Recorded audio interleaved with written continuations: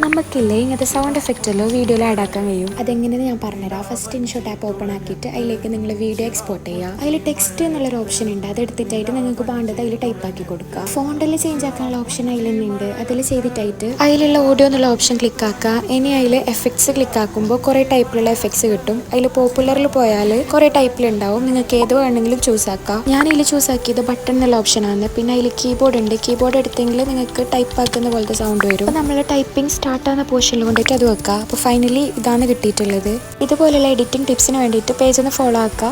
അപ്പോൾ ഇത്രയേ ഉള്ളൂ. ബൈ.